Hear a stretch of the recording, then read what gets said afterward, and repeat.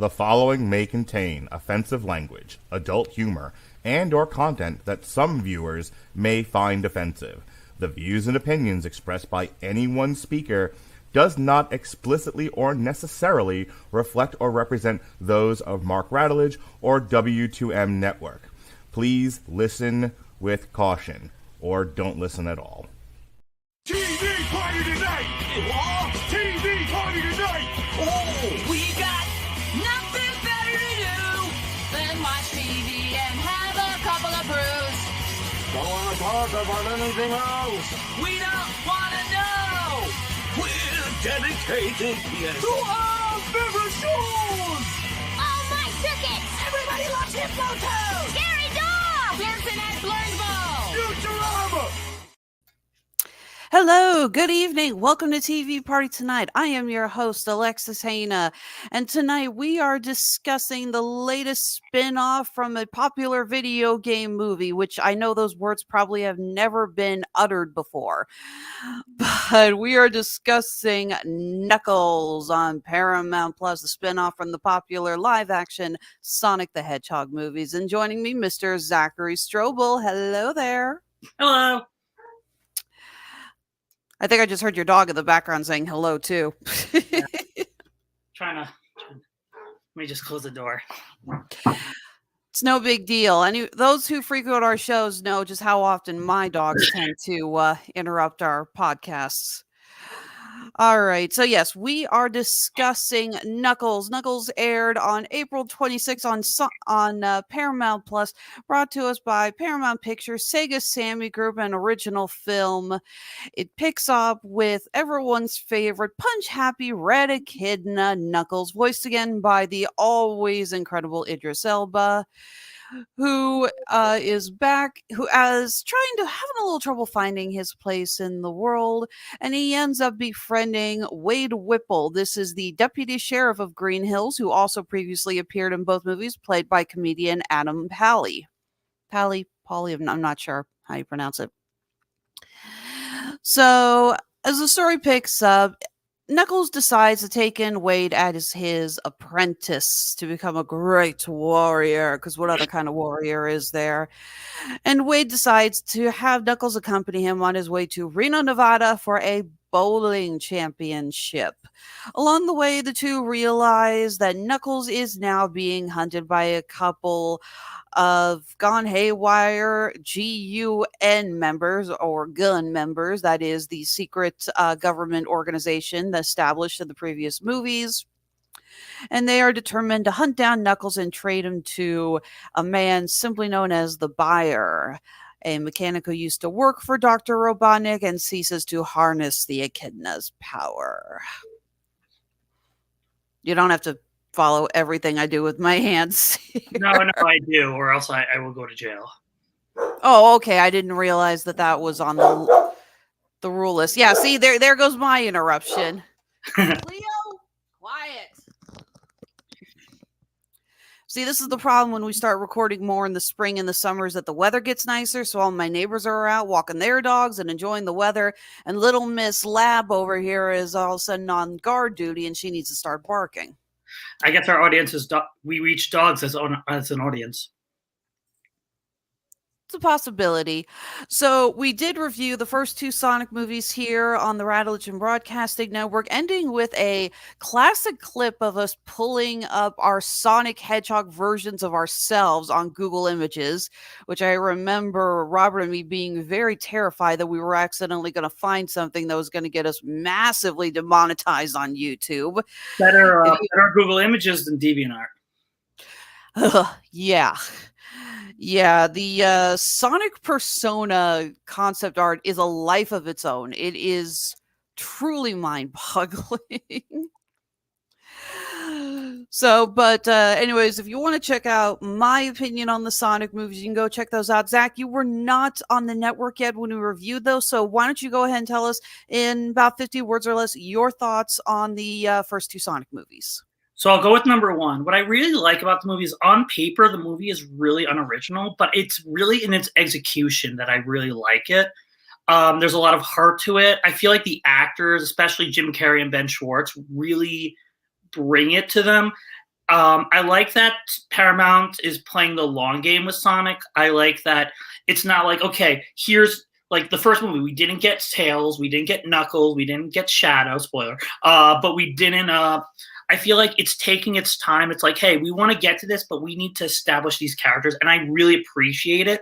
And I thought it was even though it really, like I said, it wasn't original, I thought it was really funny. I thought it was very heartfelt, and it actually made me really like the human characters, which usually, like in these type of movies, it's always like the human characters are always get more attention, and they don't, like when our character comes to our world or whatever, like you've seen that trope 100 times, especially in movies based on properties. But I really I remember Tom, I remember Wade, I remember General Olive Garden. I know that's not his name, but trust me, I mean, he's the Olive Garden guy. We joked in the first review. So those who have been living under a rock, you may not remember that when the first teaser trailer for the first Sonic movie dropped, they had a much different looking Sonic, and the fan response was... Yeah, that's a good. I was going to say, it's like, help me find the word here for it. Yeah, everyone reacted just so badly to this, to the point that Paramount went in and told the company that animated this, they said, you guys have to completely reanimate Sonic, make him look more like the character from the game. This animation company actually ended closing down because of how much they put into this movie. But it was bad. But it was worth it because Sonic looks incredible. But the joke is that there is some blatant product placement in the first movie, specifically Olive Garden and yes, this is the pickle thing. Ugh, you sick little monkey. Zillow and yes, Olive Garden, but and normally that would be something that would get ripped to shreds, but fans essentially realized that was the only way they were able to recoup the loss from how much money they spent reanimating Sonic. So we essentially just kind of threw our hands up in the air and said, you can have it. You can have it because we get why you're doing it. It's like we get the point of this product placement. It's not selling out as God help us, we need money. Well, yeah, I mean, because like I said, Paramount wants to play the long game. They knew that if they did that, they'd probably make their money or at least break even, but it wouldn't, thank you. It just would be a one-time movie. And it's just the fact that they know that they want to make a franchise. I mean, if you do all that stuff, you ended up, because Paramount really doesn't have much of a franchise in terms of like Disney or Warner Brothers, but then you end up with, if you don't do it, you end up with sorry, 1 second. Dark Universe. Sorry, flu season. Yeah, I'm sorry. I thought I heard you say something monumentally stupid, but I must have been mistaken. Yeah, I mean, it was just noise. Speaking of Sonic, yes, I did. And yes, I did do, and thank you, Louie. I did do the Sonic. I also saved this really big chili dog. If Mark were here, he would say something really perverted. The chili dog doesn't even make sense, though, because it's Sonic who eats chili dogs. Knuckles, the focus of our show, eats grapes. This is actually canonic to the video games. Grapes are his favorite food. It wasn't just a random thing of, wouldn't it be funny to watch the Red Echidna eat grapes with his fist? No, that is canonic. But so let me just finish my review of the second movie. Second movie, I feel like is a much better movie. I like the first one, but I like that it actually feels earned. We get to meet Knuckles, we get to meet Tails, we get to see their relationship, and I like that it becomes more like the game, so it feels earned. And I thought I had a blast with it. I know a lot of people said it was way too long. I thought it could have been longer. I had a blast to watch. Like, no one wanted to see it with me. I saw it by myself. I didn't care. This was a great time. I took a friend of mine who is a professional video game speedrunner, former world record speed holder for oh my god, what is it? The Carnage video game for Sega, the Spider-Man Carnage. Yeah. And also former world record holder for the original Metroid. And yeah, every time they did something that was clearly inspired by classic Sonic, he and I just could not stop laughing. I think at one point when they're talking about him being scared of water, I leaned at him like, I swear to God, if we start hearing the drowning music, I'm going to just go nuts in a bad way. I'm a Nintendo girl. I grew up playing Nintendo. Represent. Exactly. But a good chunk of my friends were Sega players. So anytime I went over to their house, we'd play. It was a case of like, they're over in my house. We're playing Mario Kart. I'm over at their place. We're playing Sonic the Hedgehog. And yeah, playing Sonic 2, getting to that, I think it's World 2, Level 1 or Level 2, when you have to start trying to jump on the cubes to get out of the water. And you hear that music.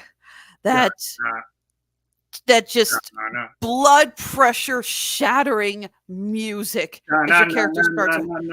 Yeah. Although when you do it sounds more like the Jaws theme. It is kind of like the Jaws theme.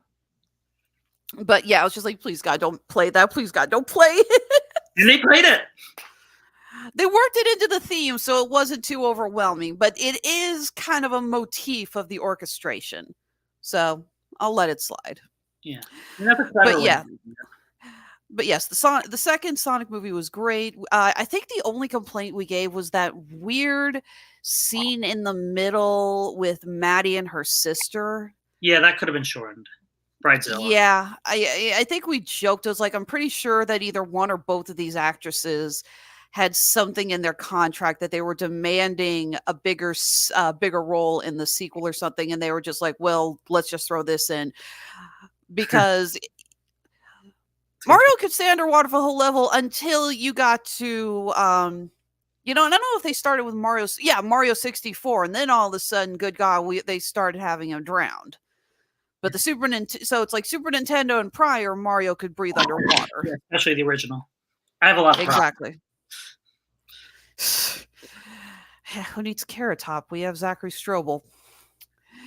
But we did really like it, and one of the things we did rave about was Idris Elba as Knuckles. Idris Elba is one of the best actors currently working, in my opinion. I absolutely love anytime he's on camera. He just always seems to be having so much fun and playing so well. He just gets so immersed into his characters, and yeah, I'm just laughing watching Sonic 2 going. It's because you have Jim Carrey, the ultimate scene chewer. It's like one of the biggest overactors in Hollywood history. The man who makes Kabuki look subtle, and you have a CGI Red Echidna out hamming Jim Carrey in these scenes, and I'm just like, what is reality? What has happened? Where did we go right or wrong? Thank you, Bialystock.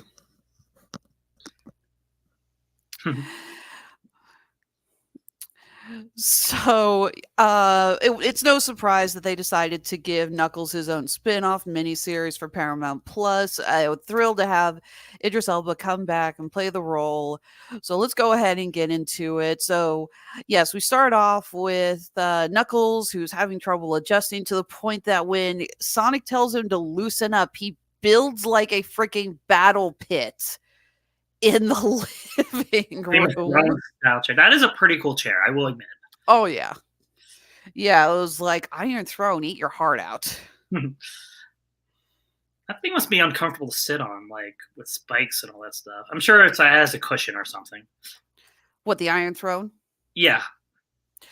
There's a joke. I don't know if it's actually in the books or not, but there's a joke that if you cut yourself on the Iron Throne because it's made of swords, then it is essentially the throne declaring that you are not worthy to sit on it. But if you actually go through, everyone cuts themselves on this stupid chair because it is literally made of swords. That's so stupid.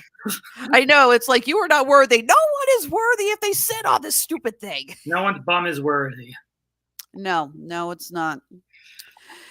All right. So, yes, we have that. We have Adam Pally coming back in to play Wade Whipple. These two have great chemistry. I love having them work together. I love the scenes of them just talking and just sitting there talking. You got a great scene in the car where Wade is trying to find out, it's like, so what are your hobbies? What are you into? And it just, trying to get to understand more about Knuckles. And it's, again, it sounds, as you put it, on paper, this would be really sound really stupid, but these actors really bring their all, and it's a lot of fun.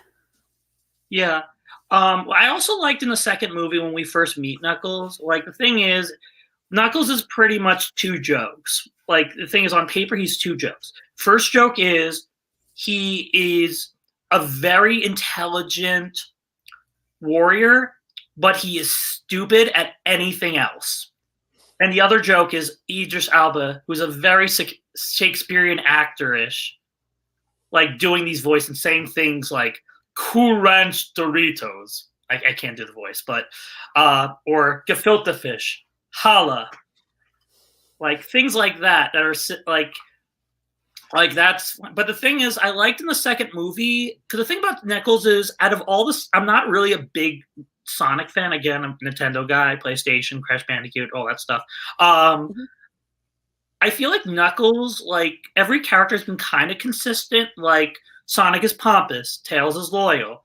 Knuckles changes a lot, when like sometimes he's really stupid, sometimes he's really intelligent, sometimes he's very angry. And I feel like in this kind of, I'm just going to call it the Paramount series. And that means the movies too. I'm not saying like this show and the first two movies. The Paramount canon. The Paramount canon. Yes, the Paramount canon. Thank you.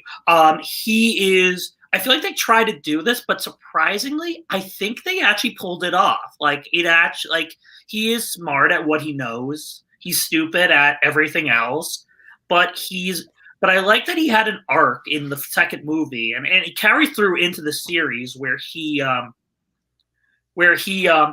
trying to get through loyalty. Like he knows Robotnik is like he realizes slowly that okay, Robotnik is evil and he's kind of similar, but he's dishonest and kind of a jerk, and then he sides with Sonic and Tails, so he does become a good guy. So I do like that. Like they do give him growth in the movies and in the show. And honestly, I would have, if they were just going to be more honest with the show, they should have called the show Knuckles and Wade. Because yeah, sorry. No, I was just agreeing with you. No, you're absolutely right. Because it's actually interesting because while Knuckles he's supposed to be the focus point, the show seems it's more focused on Wade. And I feel like that wasn't really an intentional choice. I'm not saying, I don't have anything to back this up, but I think it was more like, okay, because the thing about the show is it is of the same quality of the movies. I mean that both visually and writing-wise. Mm-hmm. And I feel like, honestly, they should have made an entirely CGI show of Knuckles' backstory. If it was just me making the show. But obviously that would have been really expensive because it would have been like the price of like an actual CGI movie. But they didn't cut corners, or at least it didn't look like they did. But they also needed to be like, okay, we can't have Knuckles on screen like the whole time. We need to. So they obviously like James Marsden is way too famous. So let's get the second guy who's popular. And to their credit, it does work out, and they do tell Knuckles' story through him while expanding Wade's character. With the most badass rock opera of all time. Yes, with surprisingly Michael Bolton, of all people. We can't afford James Marsden, but we can certainly afford Michael Bolton. Oh, of course. Oh no, that whole episode is freaking brilliant. But you're absolutely right. I don't know if it was a budgetary concern and they simply couldn't afford to put Knuckles on camera as much as they wanted. I mean, the CGI looks amazing in this series. The CGI in the movies and in the series, they all look incredible. There's never a moment where you go, wow, Knuckles looks so freaking fake. No, they all look really, really good, very realistic. Props to the animation and the visual effects department. They did a great job. They really did. But it's clear that there's quite a lot. I mean, there's at least 2 episodes in this where Knuckles is on camera for less than 5 minutes. Yeah, I can see that. Like that part. Yeah, that I can understand. But I mean, what I also really like about the show is it knows its kids. Because the thing is, I don't know if you know this, but I'm an art teacher, though. That's what I do on the side. And okay, first of all, I got to do this. I have drawn Sonic so many times. I've taught kids how to draw Sonic so many times. I can literally draw Sonic in 5 seconds, and you can time me. Go. Okay, look, blank. You know what? Hang on. Let me get my timer on here before you do anything. Blank paper. Tell me when. Okay. Ready? Yeah. Go.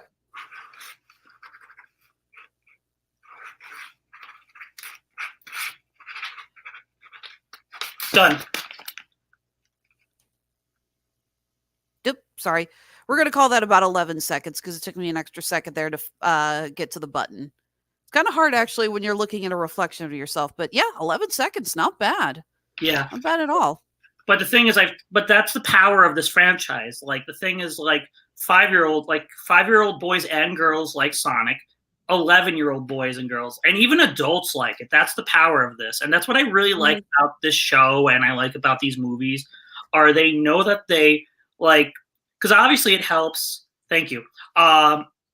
Because obviously it's, like, from the producers of, like, Fast and the Furious and Deadpool. At least one of those producers worked on each of these, worked on this, and it actually kind of feels like that. It actually feels like a little rough and tough, but then they remember, like, oh, this is for kids, but adults enjoy it. And I get that, especially with the agent character. Yeah, I was like, there was an Asian character in this? I think I missed that.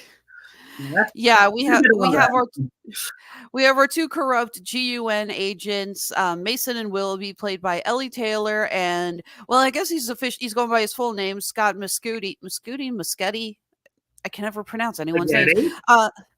But those in the pop scene probably know him as Kid Cudi, who I didn't realize he was getting into acting. The last we saw of him, as far as I know, was in the 3rd Bill and Ted movie. So, which he was hilarious in. He was funny. So I saw him come up. I'm like, okay, I didn't know he was getting this. Although, admittedly, he's really good. Yeah, they are good. Everyone brings their A game. Like, they know, like, this is a good thing. Yeah, I don't think there's any actors in this who are phoning it in. Hell, we even have Carrie Elways playing Wade's estranged father, who is an eccentric 27-time championship bowler. He has this whole so if you follow like wrestling and you know that there are wrestlers who will have a gimmick and they will make that gimmick their whole persona. Wade's father, Pete, essentially has made being British his whole persona. And I even love the fact that, yes, Carrie Elways is a British actor. He was in Hot Shots. He was in Hot Shots. He's been in a lot. But yeah, I love that, he is a British actor, but Stalker Channing, who plays Wade's mom, calls him out, and it's like, what's with the accent? You're not from England. He's not even Jewish, so touche. That would have been funny if they actually said that. Oh, we'll be getting to that scene. Don't worry. Yeah. It is funny with Carrie Elways, though, because I was looking at kind of his IMDb from the last few years. And yeah, we all have our favorite movies that we remember him from, Princess Bride and the like. But lately, he seems to play one of 2 roles. He is either, 1, a human version of a cartoon. I can do that. Or B, he is an extremely smarmy villain. We saw him in a season of Stranger Things, in the more recent Saw movies, in that, oh my God, why the hell would anyone ever sit down and watch this Black Christmas remake? Seriously, don't see it. I would rather see Saw. Oh, that's where we're going to draw the line? Okay. There's no alcohol in this. I'm starting to wish it was. That is a good movie, Robin Hood. That the Men Type. It's very underrated. Oh yeah, one of Brooks's best. So it is fun seeing him play this role. Again, this is a human cartoon. Pistol Pete is so hilariously over the top. Elways is having a blast playing it. I mean, the character is so leaning into this pompous British persona that he is a bowling ball that is made with a teacup and saucer inside of it. That's actually pretty. That was actually pretty. That was Oh, pretty yeah. cool. Yeah. Props to the prop department. That was pretty damn neat. Yeah, I got stuff. Yeah, so it's fun seeing him play roles like this where again he is a human cartoon and he is living it up and he is having a blast. So he does that well. Yeah, we have Stockard Channing. We have Edie Patterson playing Wanda Whipple, Wade's sister, who those who follow the TV Party Tonight shows, she just came up on the season 3 of Resident Alien, playing another alien who ends up falling in love with Alan Tudyk's character. So we get to see her and Alan Tudyk initiate having crazy amounts of alien sex. What was the show called again? Resident Alien. Okay, thank you. No, she's actually really great in it. Although, admittedly, I wasn't a huge fan of parts of her character. I get that she has animosity towards her brother. I get that they did not have a very healthy relationship growing up and they fought like crazy. But there are various parts of it that it's just, you kind of wonder, it's like, okay, I get that you don't like your brother. I get that you're pompous because you're in the FBI and he's a deputy cop. I get that you want to rub that in his face. You are also both adults and you, lady, are clearly in your late 30s, early 40s. Why are you acting like this? There's a scene where she actually just stabs him in the shoulder with a serving fork and it's like, what? Why? Yeah, my least favorite character. Yeah, again, it's like you can do adult siblings who don't get along well. That's been done really well in lots of other things, but she acts like they're still 5 and 6 years old. So I didn't understand why they wrote her. I mean, so immature. But then you also have great scenes where she's handcuffed and Wade's trying to uncuff her and she's like, nope, I'm going to do it myself. And she's determined to dislocate her thumb and get out of the handcuffs herself. It's like, oh my God, will you just let me on? It's like, I have the key here. Will you quit fighting me on this? That's a good scene. Yeah. But yeah, I do love Stockard Channing and this, but I do want to talk about episode 3 because I am recording with my favorite Jew, of course. Who? Oh, me. Yes, right. Thank you. The way you looked back, I'm like, are you is this part of the act or did you legit hear something? Wait, let me check. Yeah. And yes, I was looking down my shirt for all those not listen, for all you pervs. But yes. No, I actually really, especially with all the garbage that's going on in the world against Jews, and I know I will not get into it, but it's nice to have a little representative. And absolutely. It's just weird because all the people that produce pretty much every movie ever made are Jews. So but it is. It had me. I don't think but you were able to follow episode 3 pretty well, right? Oh yeah, absolutely. No, raised Episcopalian. So parents are former Catholic. But I do want to ask you though, the line about it's like, you got all my favorite Shabbat foods. It's so brown. Is that a common thing with Shabbat dinners? So for all you, hold on, let me put on my glasses. Where did I put my glasses? I need to feel more important. Well, I'll just go. Oh, here they are. See, this is why you need glasses. Anyway. You know what? You actually look really good with glasses. Well, thank you. Yeah, I need them to see. It's just weird. Let me just put it down to the reflection. Who cares? Yeah, I gotcha. So what Shabbat is it's actually not really a holiday. It's basically it goes from, because the thing about Jewish holidays are they don't start from midnight. They start from sundown to sundown. So Shabbat is Friday night at sundown to Saturday night at sundown. And basically what it is people, like mostly women, light candles and I mean, she obviously in the show they want to represent, so they obviously go a little more heavier, like a holiday, like. But cutting of the challah, which is bread, which is amazing with a little salt and honey. It's so good.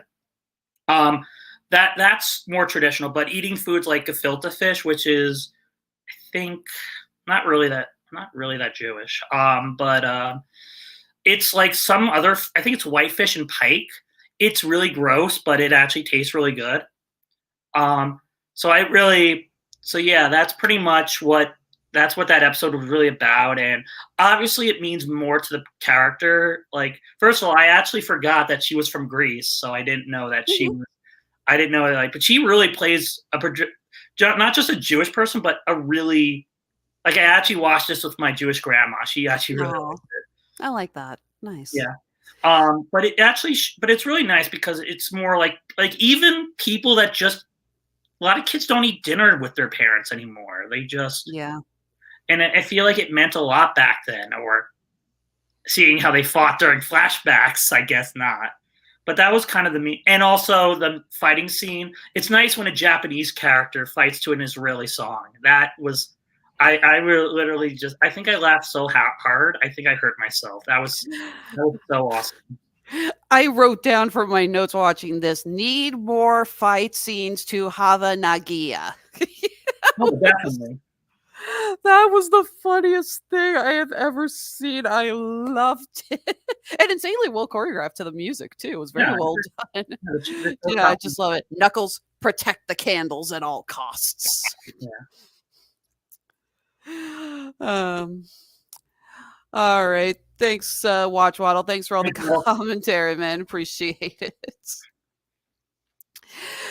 But yeah, that whole scene was really great. It is absolutely hilarious watching Knuckles just react so positively to all of the food there. I love how much he falls in love with the matzo ball soup, to the point that later on he's like, is it a surprise? Is it more of that matzo ball soup? And he just wants more. And when he goes to the bar, he's like, I want challah. And you see him just munching on that bread. It's funny how he actually got it. It wasn't the fact that he said it. It was the fact that he got it in the next scene. That was the point. There's good comedy in the show. But yeah. I do want to know, how does a bar in Reno just have challah on demand? Hey, you want it, you got it. What happens stays there. Oh, that's Vegas, sorry. No, this is Reno, Vegas's embarrassed step cousin. But yeah, no, that like I said, the whole scene with the family is really great. And I'm with you. I do love the representation. It is a little over the top. It is a little cartoony. But I think it's fun. And yeah, I just love how well they play Knuckles just getting into it, because he talks about his tribe and what does Wade's mother call the Jewish people? Their tribe. Yeah, that is the right term. We're not really a race. We're more of a tribe. Exactly. So there is a connection there, and Knuckles feels I don't think he totally understands what it is, but he feels a connection. It's like, you're part of a tribe. I was part of a tribe. I even love when they go to Reno and the mom suggests that they go to a spa to get massages, and Knuckles knows what a massage is. He's like, yes, that sounds so good. And honestly, working out as much as he does, that massage actually probably would be wonders for him. That man needs like a freaking hot stone massage immediately. Yeah. So yeah, we have that. We have a very surreal episode called The Flames of Disaster, in which, so Wade has become a fugitive. Admittedly, I didn't really catch why he's a fugitive. I mean, that was his squad car that he accidentally blew up. He didn't steal anything. Well, I think he stole Knuckles. I think that was it. You stole what? Maybe he stole Knuckles. I don't remember. I watched this a long time ago. I mean, like 2 weeks. I actually binged it all within the last 24 hours. I was going to start watching it last week, but then I saw it was 6 episodes that are like about a half an hour each, give or take. And I had to review Shogun last night, which was 10-hour-long episodes. And I really wanted to be on top of my game because there was so much detail to that show. Poor eyes. Yeah. Poor eyes, my poor streaming bills. Less expensive than cable. So, but yeah, I binged it all, and I couldn't figure out how Wade got named as a fugitive. I couldn't grasp where that happened, because I didn't think that the GUN operatives had enough authority to like call it in to the local cops saying he, did something terrible. I don't know. So if there was something, I missed it. Yeah. But I like the show. It does. There's something I want to say. Are we going episode in order, or can I get right to the end, or should we go? We're kind of jumping around a little bit, so go ahead. Whatever you want to talk about.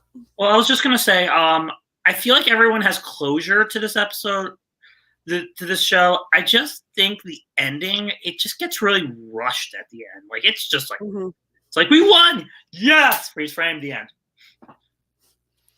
Even though the post-credits scene with the whole "this is my jam" was freaking great. That was great. Yeah. You know what makes jam? You know what makes jam? What? Grapes.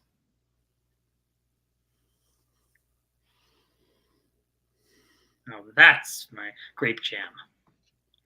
I eat strawberry jam. That is pretty good jam. Yeah. Yeah, my husband and I are suckers for peach and strawberry preserves. We won't talk about Peaches. That is another video game franchise. Thank you. Which really needs to get off its ass and start working on a sequel or a spin-off series already. I'm getting annoyed. Me too. How dare they not make 6 things of content per year? Yeah, no, with how much money. I mean, that movie was #1 at the box office for last year, seconded only by Barbie. So I was convinced. I understand that there was a delay because of the double strike in Hollywood, but I would have thought by now we had heard something. I figured by now we would either be getting word on casting for Wario, or we'd be getting a spin-off series for NBC focusing on the Kong family.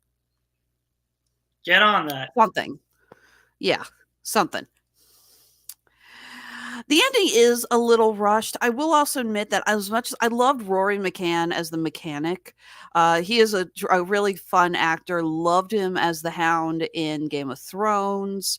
This character is not pre-established in any Sonic lore. He's not a character from the games. He's just a lackey of Robotnik's who went out on his own.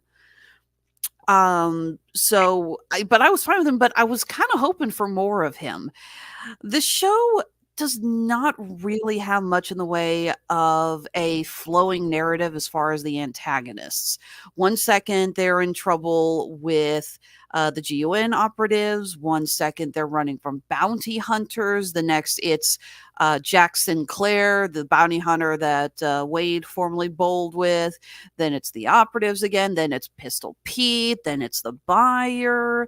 This feels very, it feels like there was a flowing narrative, but they didn't know how to supplement the flowing narrative, because we have the story arc of Wade and Knuckles needing to get to Reno for this bowling tournament, and that does stay, but all the other details on the side seem very superfluous and not very connected.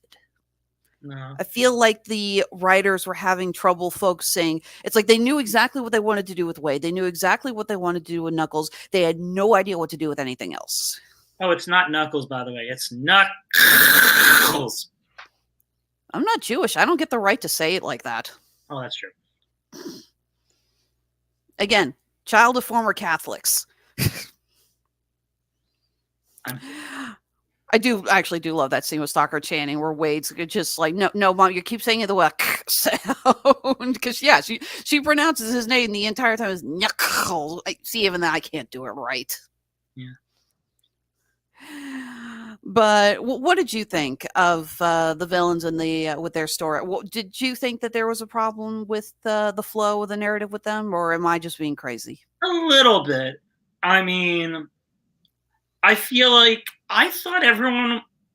I know it's a short show when you really think about it, because it's basically, let's see, it's like 30, 25. I'm not going to do math, but it's less than 3 hours. It is less than 3 hours altogether. Yeah, it's pretty good. It's a pretty short show, especially since it's only 6 episodes, and each episode's like 25 minutes long or a half hour, depending on the episode. But I understand they were very easily defeated. I mean, I know Knuckles is a little bit of a threat. I mean, he is very powerful, but dude, Wade. I mean, he's obviously training to be a warrior, but I mean, I don't know, they were pretty easy to defeat. I feel like the actors do a great job. They look intimidating.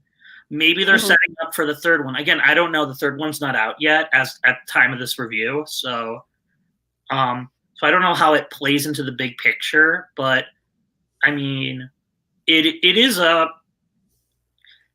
I don't know. I thought everyone did a good job, but I thought they would put up more of a fight. Yeah, I did like the 2 fights with the operatives.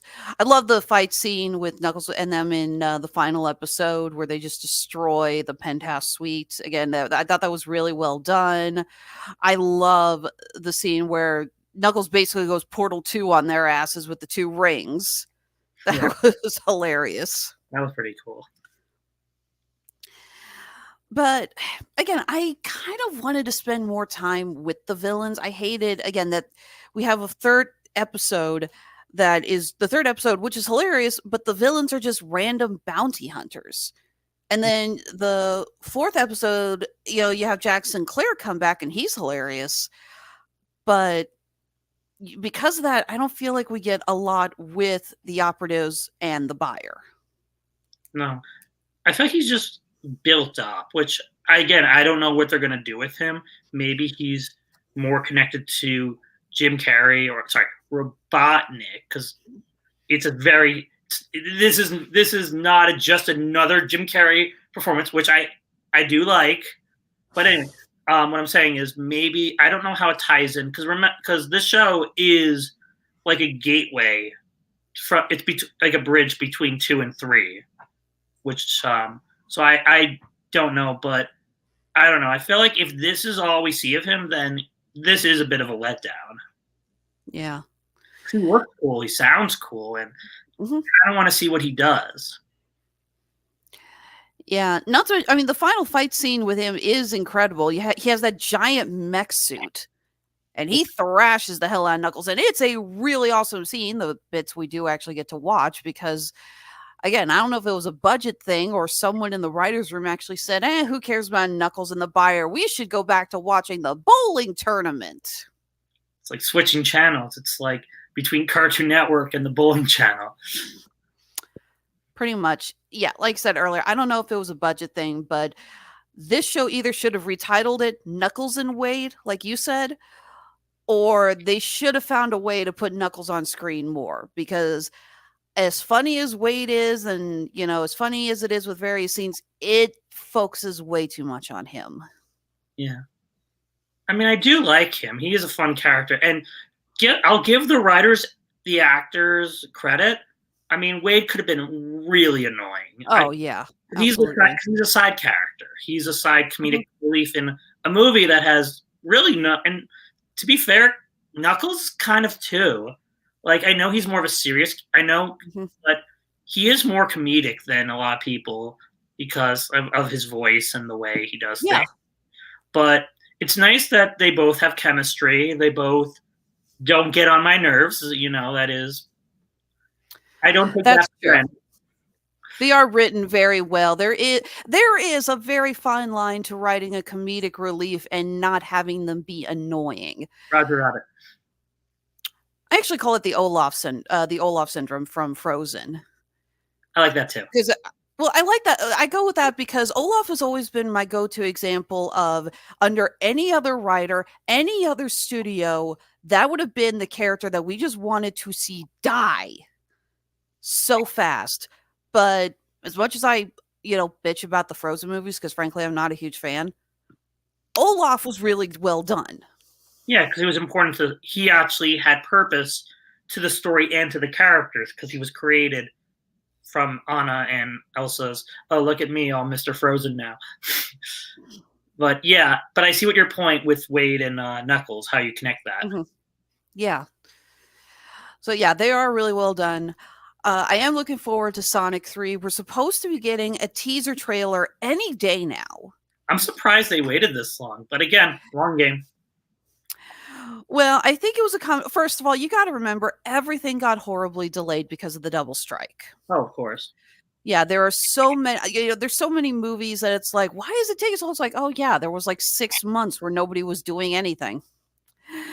And they did just announce we have Keanu Reeves coming in as the voice of Shadow. Epic. Looking forward to that. Me, because Keanu Reeves obviously does exist in this universe, because in the first movie they're watching Speed. Oh shit, that's right, they are. I completely forgot about that. That is funny. That's great. That's hilarious. But I'm willing to forgive it because Keanu Reeves is awesome. And yeah. When Sonic 2 came out and they teased Shadow and we knew he was going to be in the third movie, I actually put in my prediction. And I'd like to remind everyone that Sonic 2 came out a long ass time ago, came out in 2022. I thought I was putting my money on Shadow being voiced by either Chris Pine or Chris Pratt. Yes, I knew it was coming. Yeah, and then Chris Pratt went on to voice Mario, and Chris Pine sadly got gypped out of the role of a lifetime by playing the villain in Wish. It's ironic. Just a little off topic for a second. You'd think. I like how they're doing the marketing for the Garfield movie, which, yes, we will review. It's on the calendar. We're there. You've got it in your calendar, right? Yeah. Okay. Yeah, I do. It's funny. If someone said which one of these movies is going to which one of these animated movies starring Chris Pratt is going to have a giant butt Olive Garden promotion, you'd think it would be either the Fat Orange Cat or the Italian Plumber. And they went with the Fat Orange Cat, which, I mean, he does like Italian food, but it's just a little something. Okay. Well, yeah, if you remember watching the Mario Brothers movie, they're not eating at Olive Garden. They're eating at the Punch-Out Pizzeria. That's true.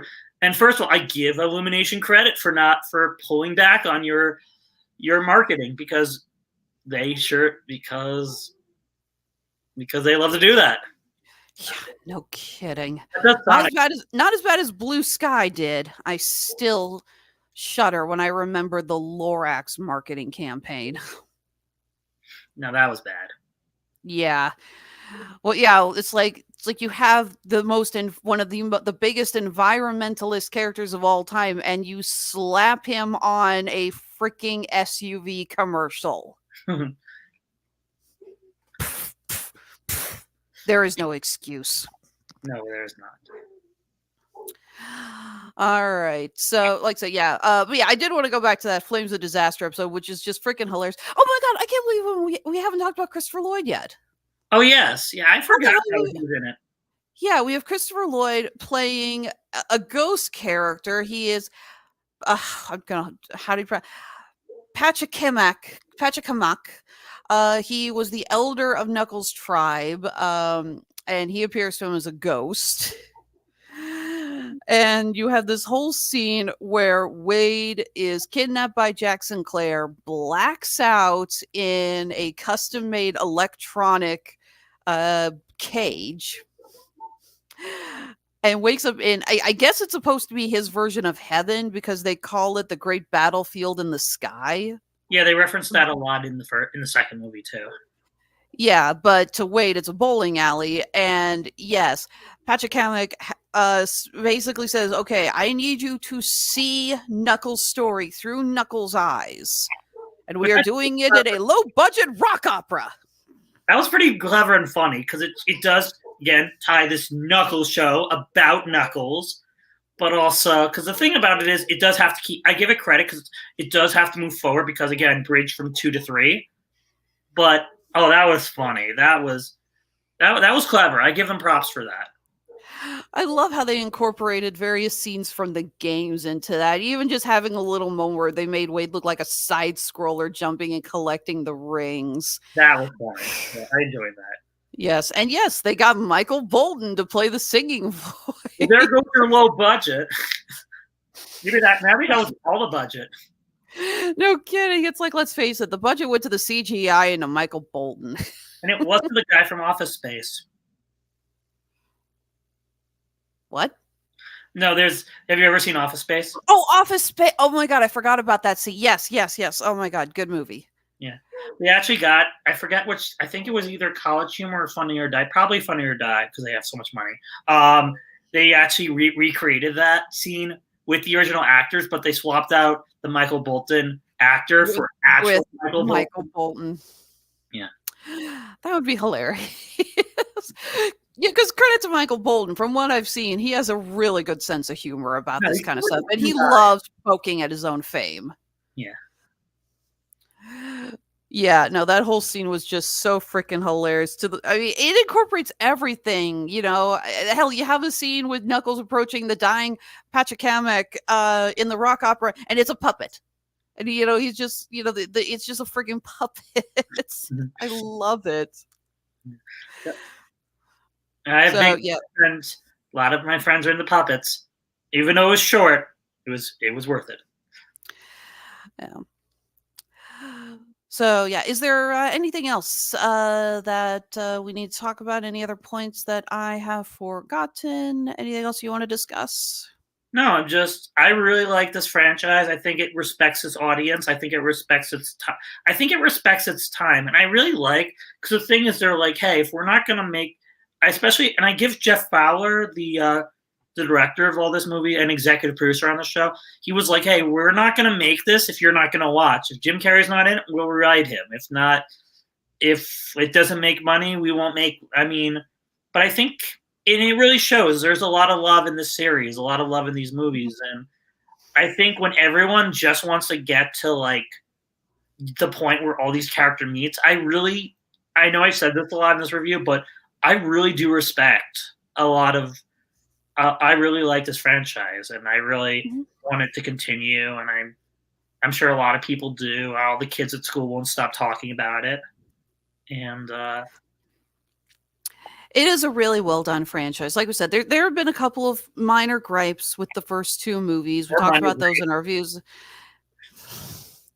And yeah, this show, it does have a few problems, like I said, but for the most part, I really enjoyed it. There were so many episodes I was laughing out loud. I love all the little homages to the game. Even the first scene when he is going through the obstacle course and he punches the goal sign and it spins just like the end of a level in classic Sonic. Yeah.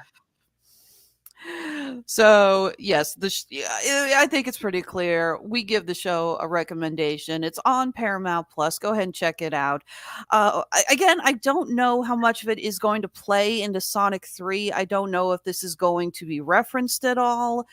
I hate to say it. I kind of hope not, because this was something we talked about when we reviewed a lot of the Marvel movies, is that it got really annoying that they started including so many references to their Disney Plus series. Yeah. And I remember going, it's like, look, I love watching all these, but I don't want to watch a movie and feel like I need to do homework to understand what's going on. I feel like, and just the vibe I get from this movie, the show I get from this show, sorry, it's that's how good it is. I confuse it for a movie. What I think it is I agree with, I don't know the answer right now, but I think it doesn't seem like something you can skip, but I hope it does, because I do want to see more of this bad guy. I do want to see, I don't know if it'll be 100% necessary just because it's small stakes, but that's something we forget about this, and I give this credit. Sometimes I just want to see how this world works and the characters in it. So maybe Maybe it does, maybe it doesn't. I hope it doesn't, like you said, but I don't want it to be like, I don't want this to feel like a waste of time also. I do hope they at least let Knuckles keep his hat. I love that they included the hat that they gave him in the OVA. That was hilarious. That was funny. So yes, go ahead and check it out. If you were a fan of the previous two Sonic movies, obviously this really fits in to that vein. It's got the same style of humor. You know, if you enjoyed that, you're going to enjoy this. Obviously, Idris Elba knocks it out of the park as Knuckles. So if you got Paramount Plus, go give it a watch. We'll be back with Sonic 3 when we actually get a release date and a trailer, but I am looking forward to reviewing that as well. Me too. All right, so let's go ahead and move on to our plugs. It was my second TV party tonight this week. We did Shogun last night from FX. It was myself, Robert Winfrey, and David Wright, and I pretty much let David Wright kind of take the reins on that one because he actually has a degree in East Asian studies, so he knew a lot of stuff that I sure as hell didn't. So we had a lot of fun talking about that. We're going to be back in about a week and a half to talk X-Men 97. We are just about to wrap up with that. If you've been watching that series, you know we are going to have a lot to discuss. They are going through so many story arcs. It's insane. But it's fun. So looking forward to that. Zach and I will be back for a Damn You Hollywood here in, I believe it's the first or second week of June. I need to double check my calendar. And yes, we will be talking about the Garfield movie because poor Mark and Rob are going to be overworked talking Kingdom of the Planet of the Apes and Furiosa and such. So we essentially said, look, we'll take over Garfield. You don't have to worry about watching that. We'll watch it for you. Yeah. So we're going to be doing that. Was there any other shows I've got you coming up on in the future? Do you know? Yes, I'm going to come in for Inside Out 2. Mm-hmm. I don't know is there any like movies coming out in July, like any like animated or like comedy, or maybe it might even take a little trip out of my comfort zone. You never know. Let me take a look here. There was, are you also joining us for The Other Robot? Yes, I am. Okay, yes. I believe that got put on. Oh no, The Wild Robot. The Wild Robot. That's the name of that. We are gonna that's not till September. Never mind. Yeah. Okay, but yeah, we'll have you on that for Inside Out too, so that'll be a lot of fun. All right. So other than teaching, I believe you are also a writer. Yes, I am. A children's book author. There's the link. This is on theamazon.com. So there are some of the books. I'll describe them really fast. So the first one is our top seller. It's called Dinosaurs on the Moon. It's written by me. Beautiful pictures by Chris Sabanek. It's basically a story of, it's in an alternate universe where instead of the comet that hits the dinosaurs, it's the Earth's moon. And basically the dinosaurs make their own civilization. It's more about world building. There's a great lesson about, well, I don't want to get into spoilers, but it's great for kids. It's a big hit around at my school, so check that one out. The second one is my personal favorite. I know, favoritism. But this one took me a long time. It's called Friendship Sanctuary. We do have it in black and white, but the color edition is actually a lot cheaper. And it's basically like a book it took me 2 years to make with my friend Camille Bacos. It's basically like if the world of Zootopia, but without Disney suing us, where they like half the world is large animals and half the world is like small peaceful animals, and the big animals have more of a industrial thing. It's like Looney Tunes meets Star Wars meets Fast and the Furious. Kids will love it. I love it. Quail Tales, very it's obviously for much younger kids, but it's about the desert. Beautiful pictures by Yi Pan and Button Little Brave Quail. Very nice. The first book I actually wrote, Warren Lane. It's more of a graphic novel. Eddie Deason writes the foreword. It's basically like just a comic, but it's just, I think the target audience was 27-year-old me, so it might just be, it's just puns and pop culture references, but it's in a good way. Catastrophe, I do not want to talk about that. That was a favor. We are not talking about that. I'm not promoting that. Hanukkah book. There are not many books about Hanukkah, but that one is pretty good. Deborah the Substitute Teacher. That one that one I actually is very personal to me because I've been a substitute teacher for 6 years. Substitute teacher for 6 years. It's very good, very heartfelt. Rosh Hashanah story, sequel to the Hanukkah story. Choose Your Own Adventure book. Remember those? Well, I brought it back. Deborah the Retail Worker. This is actually a prequel to the Substitute Teacher, and Grand Prize Beagle is actually my only story based off a true story of my dad and uncle. So about how he got his first beagle, but it has a nice little twist about modern day reboots. It's very subtle though, but it's all my books have morals in them. And if you need help, contact us. All right. Yeah, glad we finally got your link up there for that. Okay. All right. Guess I should go ahead and start with my plugs that actually pay my bills. So Honeysuckle Rose Creations for fashion meets fandom at the intersection of geek and chic. As I mentioned in last night's review of Shogun, normally this time of year, I'm kind of running around crazy for the convention scene. This year is a little different. We are actually not doing any conventions until July. We did 2 earlier in the spring. We took last month off. We're taking this month off, and we're taking June off. Among other things, I am working on restocking our stores. So you can see we've got tons of wonderful items, especially if you are a video game fan. So if you're a fan of Knuckles, I'm going to assume you're a fan of video games. So we got tons of handmade jewelry upcycled from various game pieces, Scrabble tiles, Monopoly, Clue, dominoes, dice, the like. I have a lot of fun making this stuff. We are, of course, going to be back on the convention scene in July, heading to Greater Austin Comic-Con. Yes, going to Austin, Texas in July. I will step out of my car and I will burst into flames. I live in Arizona. Month after that, we will be in Colorado for the Colorado Springs Comic-Con. That's one of our favorites. Also looking forward to that one because they have almost the entire original cast of Avatar: The Last Airbender coming. That is going to be so much fun. I love it when the Avatar fans come out of the woodwork.